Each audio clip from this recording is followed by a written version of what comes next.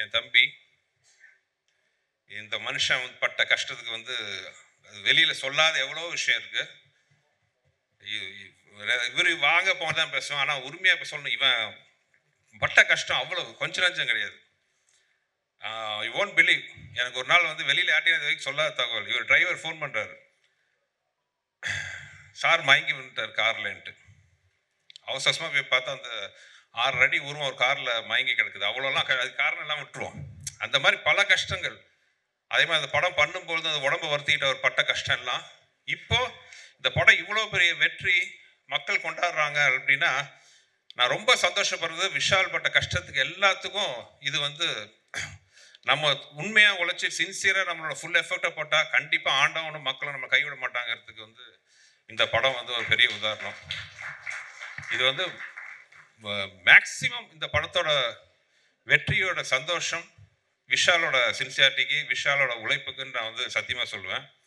Thank God. ஏன்னா இந்த படத்தோட வெற்றி வந்து விஷாலுக்கு மார்க்கெட் ஆக்சிடிஸ் நல்லா இருக்குது, அது எந்த பிரச்சனையும் இல்லை. ஆனால் இந்த வெற்றி என் தம்பிக்கு ஒரு பெரிய மருந்தாக அமைஞ்சிருக்கு. I am so happy. 15 நாளைக்கு முன்னாடி நாங்கள் பட்ட வேதனை எங்களுக்கு தான் தெரியும். என்னென்னமோ சொன்னாங்க. ஐ நோ இல்லை விஷாலோட இதுக்கு வந்து 2 நாள் இல் கம் பேக் அகைன்ட்டு. அதே மாதிரி வந்து இன்னைக்கு வந்து நிற்கும் போது அவ்வளோ சந்தோஷமாக இருக்குது. மதகஜராஜோட வெற்றியோட சந்தோஷம் எல்லாம் என் தம்பிக்கு போய் சேரணும்னு ஆசைப்பட்றேன். அண்டு எல்லாத்தோட முக்கியமாக என் தெய்வங்களாகிய ரசிகர்கள் மக்கள் மிகப்பெரிய நன்றி. கூட்டமாக படத்தை நான் பார்த்து தேட்டர்லேருந்து பார்க்கும்போது அவ்வளோ கூட்டம் கீழே உட்காந்துருக்கும்போது நாங்கள்லாம் உங்களுக்கு கைமாறு பண்ணுறோன்ட்டு தோணும். அவங்க நாங்கள் ஒவ்வொரு சோறும் வந்து அவங்க போட்ட என்ன சொல்லலாம், எங்கள் உழைப்பு போட்ட கருணைன்னே சொல்லலாம், அப்படி வச்சுக்கலாம். அந்த மாதிரி ஸோ இந்த தருணத்தில் எல்லாருக்கும் ரொம்ப நன்றி சொல்கிறேன். யாராச்சும் விட்டு போயிருந்தால் மன்னிச்சுக்கோங்க. எல்லா தேட்டர் ஓனர்ஸ், டிஸ்ட்ரிபியூட்டர்ஸ் எல்லாருக்கும் நன்றி. இது வந்து ஒரு சக்ஸஸ் மீட்டிங் இல்லை, இது வந்து நன்றி மீட்டிங் இது. So thank you everybody. உங்களோட சப்போர்ட் என்னன்னைக்கும் எங்களுக்கு தேவை. எனக்கு தெரிஞ்சு நான் எந்த படத்துக்கு வந்து ஒரு சக்ஸஸ் மீட் வச்சதே கிடையாது. ஏன்னா படம் ஆனவர்கள் நல்லபடியாக ஓடினா நான் அடுத்த படத்துக்கு மூவ் ஆகி போயிருக்கேன். லாஸ்ட்டாக வந்து அரண்மனை 4 கூட எல்லாம் கேட்டாங்க, பண்ணல. பட் இந்த படம் அது எல்லாத்தையும் மீறி ஒரு சந்தோஷம் கொடுத்துருக்கு. ஏன்னா இது வந்து மற்ற படங்களை விட ஒரு ஸ்பெஷல். ஒரு 13 வருஷம் கழிச்சு நிறைய பேர் இண்டஸ்ட்ரியிலே நிறைய பேர் சொன்னாங்க 13 வருஷம் கழிச்சு இந்த படம் வருது, என்ன பெரிய சாதிச்சிட போகுதுன்ட்டு. ஆனால் வந்து மக்களுக்கு வந்து இந்த படத்து மேலே நம்பிக்கை இருந்துச்சு, ஒரு எதிர்பார்ப்பு. ஏன்னா ஃபஸ்ட்டு அந்த படத்தோட நாங்கள் அனௌன்ஸ் பண்ணோடனே அவங்க கொடுத்த ட்ரெமெண்டஸ் ரெஸ்பான்ஸ் பார்த்தீங்கன்னா மைண்ட் ப்ளோயிங்.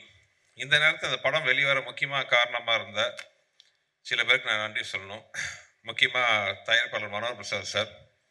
இத்தனை வருஷத்துக்கு அப்புறமும் இத்தனை பிரச்சனைக்கு நடுவில் இந்த படத்தை ரிலீஸ் பண்ணணும் முழு மூச்சாக ஒர்க் பண்ண மனோகர் பிரசாத் சார்.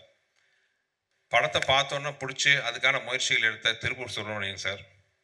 அதுக்கப்புறம் இந்த படத்தை நாங்கள் வெளிக்கொண்டு வரணும்னா சில விஷயங்களில் ரொம்ப முக்கியமான விஷயத்துக்காக எங்கள் மேலே நம்பிக்கை வச்சு நாங்கள் கேட்ட உடனே ஒரு வார்த்தை பேசாமல் ஒரு மிகப்பெரிய ஒரு ஆதரவு கொடுத்த ஏசி சண்முகம் சார், என் தம்பி ஏசிஎஸ் அருண்குமார் அவர்கள், உறுதுணையாக இருந்த திரு மதன் அவர்கள், எல்லாருக்கும் இந்த நேரத்தில் நான் பெரிய ஒரு நன்றி சொல்லிக்கிறேன்.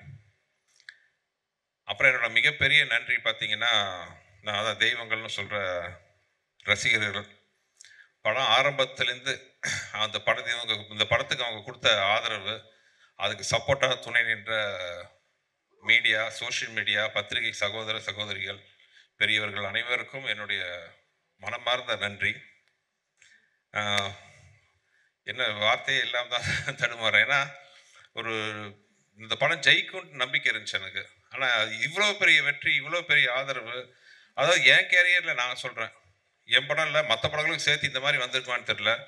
100க்கு 99.99% வந்து பார்த்தவங்க எல்லாருமே இந்த படத்தை வந்து ரசித்து ரொம்ப பாராட்டி பேசும்போது எனக்கு என்ன சொல்கிறதுனே தெரியல. போன இன்டர்வியூவில் நான் கூட நான் சொல்லியிருந்தேன், எனக்கு திருப்பி கொடுக்க முடிஞ்சது வந்து என்னோட நன்றியும் சில சொட்டு கண்ணீரும் தான். அந்த அளவுக்கு வந்து மிகப்பெரிய வெற்றி அவங்க கொடுத்துருக்காங்க. அதே மாதிரி இந்த படத்தில் ஒர்க் பண்ண ஆர்டிஸ்ட் எல்லாத்துக்கும், ஏன்னா அது வந்து கொஞ்சம் ஷூட்டிங்குமே வந்து ரொம்ப ஈஸியான விஷயம் கிடையாது. நான் நிறையா தடவை சொன்ன மாதிரி என் குருநாதர் மணிவன் சார், மனோபாலா சார் எல்லாம் நிறையா நான் அவங்களுக்கு சொல்லியிருக்கேன். அதே மாதிரி மெயினாக நடித்த ஹீரோயின்ஸ் 2 பேரும் 13 வருஷம் கழிச்சும் இன்னும் அழகாக கிளாமரஸாக ரசிகர்களோட கனவு கண்ணியாக வளம் வர அளவுக்கு அருமையாக இருக்கிற அஞ்சலி அண்ட் வரு 2 பேருக்கும் தேங்க்ஸ். இதில் என்னென்னா வரு வந்து லாஸ்ட் மினிட்ல தான் அந்த ஷூட்டிங் வந்தாங்க. ஆக்சுவலாக ஒரிஜினலாக வந்து வேற ஹீரோ நடிக்க வேண்டிய கேரக்டர். நாங்களாம் ஷூட்டிங் காரைக்குடி போயிட்டோம். நாளைக்கு அந்த ஹீரோயின் வரணும். டியூ டு சம் ரீசன்ஸ் கொஞ்சம் டேட் இஷ்யூ ஆச்சு, ஒரு வாரம் தள்ளி வர மாதிரி.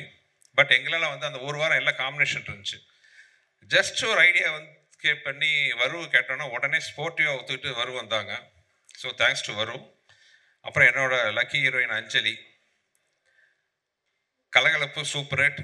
அதுக்கப்புறம் மதகஜராஜா 2 பிளாக் பஸ்டர் மூவிஸில் வந்து என்னோட ராசியான ஹீரோயினாக ஒர்க் பண்ண அஞ்சலி. எனக்கு ரொம்ப கம்ஃபர்ட்ஸ் ஒரு ஒர்க்கிங் ஜோன் வந்து அஞ்சலி கூட இருக்குது. ஏன்னா ஒரு டைரக்டராக நம்ம சொல்கிறத நம்பி ஒரு ஆர்டிஸ்ட் பண்ணும்பொழுது அது ஹீரோக்கள் கூட எனக்கு அந்த கம்ஃபர்ட் ஜோன் வந்திருக்கு. கார்த்திக் சார், விஷால், இவங்கெல்லாம் வந்து முழு மூச்சாக வந்து நம்பி இறங்குவாங்க. ஓகே, அவங்களுக்கு பிடிக்குதோ பிடிக்கலையோ நம்ம என்ன சொன்னாலும் வந்து ஒத்துக்கிட்டு இறங்குவாங்க. அந்த கான்ஃபிடன்ஸ் தான் நமக்கு பெரிய பூஸ்டர். அந்த கான்ஃபிடென்ட்டே வந்து நம்ம கொஞ்சம் பயமும் வரும். ஐயோ இவ்வளோ நம்பி நம்மளை பண்ணுறாங்களே, நம்ம அவங்களுக்கு கரெக்டாக ரிசல்ட் கொடுக்கணுமே, அந்த பயம் ஒன்று வரும். அப்படி இல்லாமல் ஒரு டைரக்டரோட ப்ரொஃபஷனில் தலையிட்டாங்கன்னு வைங்களேன், ஓகே நீங்கள் சொல்கிறீங்க நான் செய்கிறேன்ட்டு நம்ம பொறுப்பை வந்து ஷேர் ஆயிடுது. வேற அந்த டைரக்டரை நம்பி நீ ஓகே சார் நம்பி வரோம், நீங்கள் நல்லபடியாக பண்ணுங்கிற போது எங்களோட பொறுப்பு அதிகமாக கூடியிருது. அந்த வகையில் பார்த்தீங்கன்னா அதே மாதிரி அஞ்சலி. சில ஹீரோயின்ஸ் தான் வந்து நம்ம என்ன சொன்னாலும் நம்பி ஒரு படத்தில் ஆற்றுல குதிக்க சொன்னால் குதிச்சிட்டாங்க உண்மையாகவே. அந்த மாதிரி ஒரு நம்பி இறங்குற ஹீரோயின். வெறும் அழகு மட்டும் இல்லாமல் திறமை இருக்கிறதுனால தான் இவ்வளோ நாளாக. ஏன்னா அவங்க வந்து ஒரு சின்ன பொண்ணாக நான் வந்து முதல்ல கூட ஒர்க் பண்ணேன் லாங் ஆகோ. என் வயசை சொல்லி என்னை டேமேஜ் பண்ண மாதிரி அது எந்த வருஷத்தை நான் சொல்லலை. அப்போ ஆரம்பித்து இந்த நிமிஷம் வரைக்கும் வந்து ஒரு டாப் ஹீரோயினாக இருக்கிறாங்க. Congrats Anjali and thanks for the cooperation you given to this movie. Thank you. அப்புறம் சந்தானம் நான் பார்த்தீங்கன்னா ஒர்க்கிங் ரிலேஷன்ஸ் எக்கச்சக்கம். இதுக்கு முன்னாடி நான் போன இன்டர்வியூலேயே கலகலப்பு ஒரு 5 நாள் தான் பண்ணார்.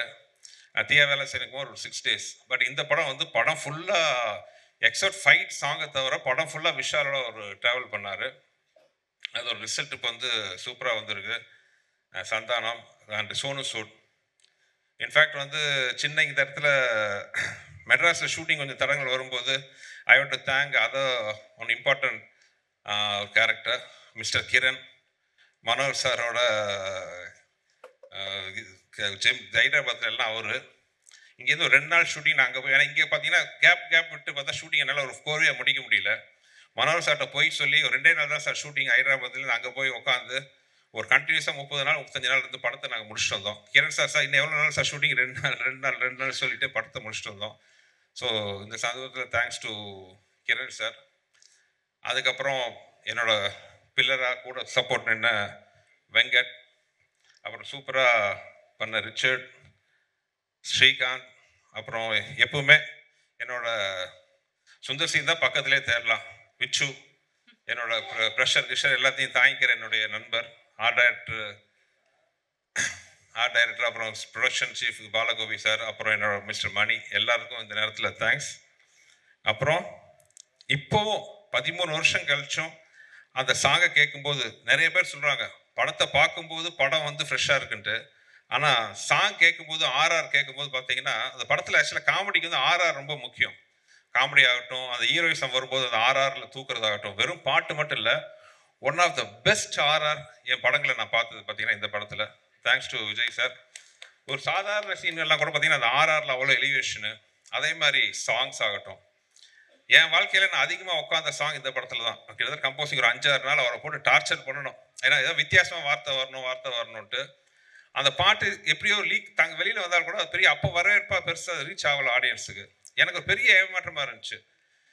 இந்த பாட்டு பெரிய லெவலில் ஹிட் ஆகணுமே, என்னடா இன்னும் ஹிட் ஆகலை அப்படின்ட்டு நான் ரொம்ப ஏங்கிட்டு இருந்தேன். ஒரு நம்ம ஜட்ஜ்மெண்ட் தப்பாகி போச்சா, விஜய் ஆண்டனி அவ்வளோ டார்ச்சர் பண்ணி இந்த பாட்டை வாங்கினோமே, ஏன் அதுக்கு அவ்வளோ ரிசப்ஷன் அவ்வளோ ரீச் ஆகலைன்னு நினச்சேன். ஆனால் என்னோட குறையெல்லாம் தீர்ந்துருச்சு. இந்த படத்தில் தொம்பைக்கு தொம்பைன்னு ஒரு சாங்கு. ஆக்சுவலாக அந்த சாங்லாம் பார்த்தீங்கன்னா சுத்தமான தமிழ் வார்த்தைகள். திரு வானமாமலை அவர்கள் வந்து பழைய நாட்டுப்புற பாடலாம் கோர்த்து ஒரு புக்கு வச்சுருந்தார். அதுலேருந்து எடுத்த வார்த்தைகள் தான் அத்தனையுமே. நானும் விஜயும் உட்காந்து கோத்து அது பண்ணணும். கிட்டத்தட்ட என் லைஃப்பில் ஒரு வாரம் நாங்கள் வந்து கம்போசிங் மட்டும் உட்காந்தோம். இப்போ அந்த பாட்டோட வைப்பு பார்க்கும்போது அவ்வளோ சந்தோஷமாக இருக்குது. என்ன ஆர்கஸ்ட்ரேஷன் பண்ணியிருக்கார் விஜய். தேங்க்யூ விஜய். அதே மாதிரி சிக்கு புக்கு ரயில் வண்டி, அந்த சிக்கு புக்கு ரயில் வண்டி வந்த கதையை பார்த்தீங்கன்னா ஒரு வித்தியாசமான கதை. நானும் விஜயும் உட்காந்து பேசிகிட்டு இருக்கோம். பக்கத்து ரூமில் ஒரு இன்ஜினியர் ஏதோ ஒர்க் பண்ணிட்டு இருந்தார். ஒரு சாங் கேட்டுச்சு. என்ன விஜய் நல்லா இருக்கே சாங்குன்னு. இல்லை சார் வேறு படத்துக்கு போட்டேன், அவங்க வேணான்னு சொல்லிட்டாங்க அப்படின்ட்டு. ஐயோ நல்லா இருக்க, ஒரு தடவை ப்ளே பண்ணி பார்க்கலாம். ப்ளே பண்ணி பார்த்தா அந்த சாங் சூப்பராக இருந்துச்சு. விஜய் என்ன இப்படி ஒரு அருமையான சாங் நான் எடுத்துக்கிறேன்னு சொல்லி அப்படி ஒரு சுச்சுவேஷன் கிரியேட் பண்ணி தான் அந்த பாட்டு. இப்போ வந்து எல்லா திருவிழாலையும் அந்த பாட்டு ஒலிக்காத இடமே கிடையாது. ஸோ அந்த மாதிரி விஜய் ஆண்டனியோட இது. அப்புறம் ஜெமினி ப்ரொடக்ஷன்ஸ் இப்படியெல்லாம் ப்ரொடக்ஷன் அமையறதுக்கு உண்மையாகவே டிலே ஆச்சுங்கிறது வேறு விஷயம். பட் ப்ரொடக்ஷனில் வந்து அந்த படம் பண்ணிகிட்டு இருக்க போது ஒரு வார்த்தை வந்து உங்களுக்கு இது வேணுமா, இது தேவையா, செலவு கம்மி பண்ணுங்க, அந்த ஆர்டிஸ்ட் எதுக்கு, கதை இப்படி இருக்கா, சீன் இப்படி இருக்கா, ஒரு வார்த்தை கேட்கல. மேன்மக்கள்ங்கிற மாதிரி பார்த்தீங்கன்னா அந்த ப்ரொடக்ஷன் சைடில் வந்து எனக்கு அப்படி ஒரு நான் கேட்டதெல்லாம் ப்ரொவைட் பண்ணாங்க. மிகப்பெரிய ப்ரொடக்ஷன் பேனர். எனக்கு ரொம்ப சந்தோஷம் என்னென்னா அன்ஃபார்ச்சுனேட்லி சின்ன ஒரு கேப் வந்துச்சு. கேப்புக்கு அப்புறம் தே கம்மிங் பேக். இந்த படம் மறுபடியும் ஜெமினி ப்ரொடக்ஷன்ஸோட கொடியை பறக்க வைக்கணும்னு நம்புகிறேன். மனோர் சாருக்கு request, you have to do lot of movies sir, you are coming back. இது கம்மிங் பேக் இல்லை, ஒரு சின்ன நீங்கள் ஒரு கேப் எடுத்துக்கிட்டீங்க அவ்வளோதான். ஏன்னா உங்களை மாதிரி பெரிய பேனர் வரும்போது எவ்வளவோ டெக்னீஷியன் ஆர்டிஸ்ட் எல்லாம் வந்து ஒர்க்கு ஆப்பர்ச்சுனிட்டி கிடைக்கும், நிறைய நல்ல படங்கள் வரும். சினிமாவை தெரிஞ்சு சினிமாவை ரசித்து சினிமா பண்ணக்கூடிய ப்ரொடியூசர்ஸ் ரொம்ப கம்மி. ஸோ இன்னவே நான் விஷால் சார்பாக சொல்லிக்கிறேன், will be so happy. I think Gemini ப்ரொடக்ஷன்ஸோட மறுபடியும் ஒரு என்ட்ரி பெரிய லெவலில் வர்றதுக்கு ஒரு ஸ்டார்டிங் பாயிண்ட்டாக மதகஜா இருக்குன்னு நம்புகிறேன்.